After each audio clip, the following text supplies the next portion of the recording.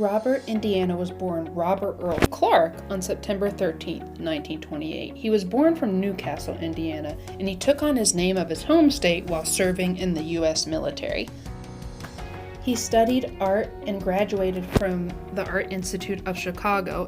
He was friends with many big names in the art world too, such as Andy Warhol.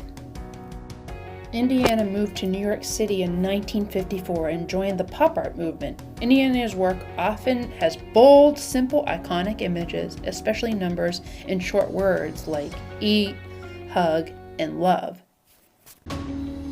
For this Robert Indiana inspired monoprinting, you will need some crayons, a permanent marker. If you don't have a permanent marker, then a dark color crayon will work, as well as a pencil, some washable markers, a sheet of paper, and some aluminum foil.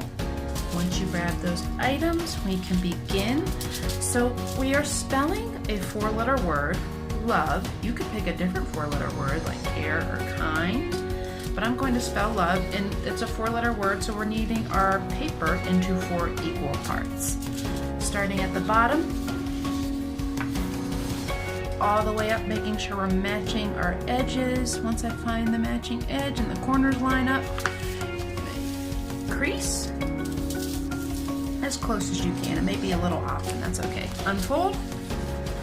We have 2 halves. Let's do it once more now, the opposite direction. And fold it in half again, long ways. And when we unfold, you'll notice we have 1, 2, 3, 4 sections. So let's draw some bubble letters. I'm going to teach you a fun little trick on how to create bubble letters. You're just going to start out drawing your letter as you normally would. Nice and big. And don't press too hard with your pencil because we will be erasing this portion. I'm going to make a heart in place of the O. You don't have to. V. A. Now, all you need to do is draw a bubble around each letter.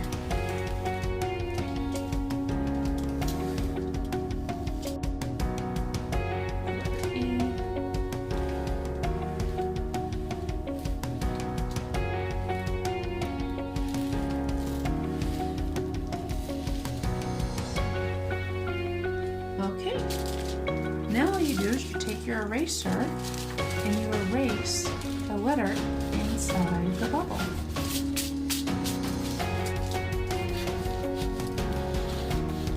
Now this is where you'll get your dark colored crayon or your permanent marker, and you're going to trace over your bubble letters that we just created. Don't worry if you can see some of your lines. We will be coloring some of these letters in.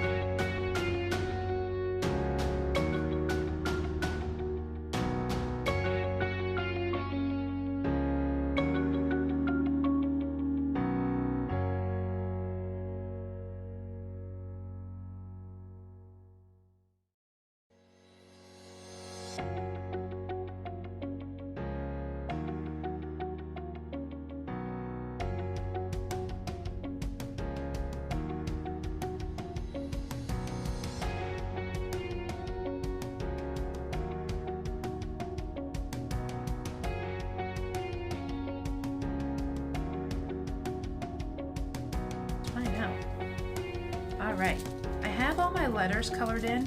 I did not color this in with white, so we can also see what's going to happen with that.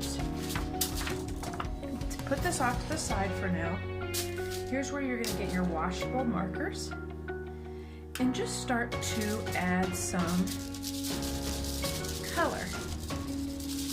One thing I did not mention is you will need some water. I have water in a spray bottle here. If you don't have a spray bottle, you can use a sponge or a damp paper towel.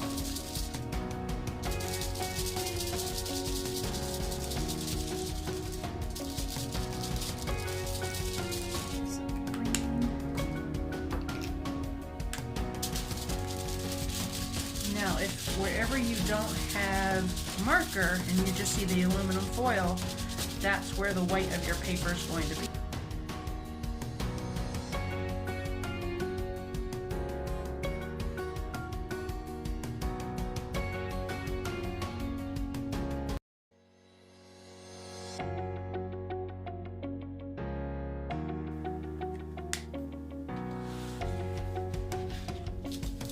Alright, here's the portion where we're going to start our printing.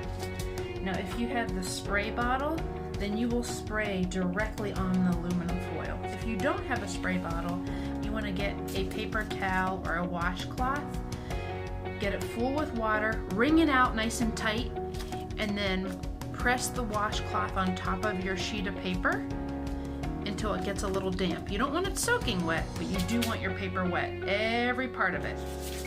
But since I have the spray bottle, I will be spraying just a couple of squirts. Watch what happens. Turning my paper over so my letters are facing the aluminum foil and I'm seeing the back.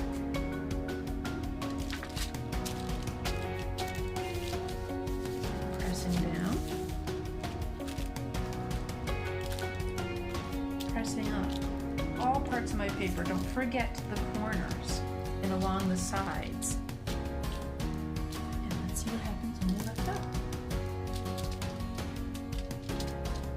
And there we have it, our beautiful print inspired by the pop artist Robert Indiana. You can see here all the beautiful and vibrant colors, as well as the texture that was created by printing on the aluminum foil with the spots of white. Also the white left in the letter E.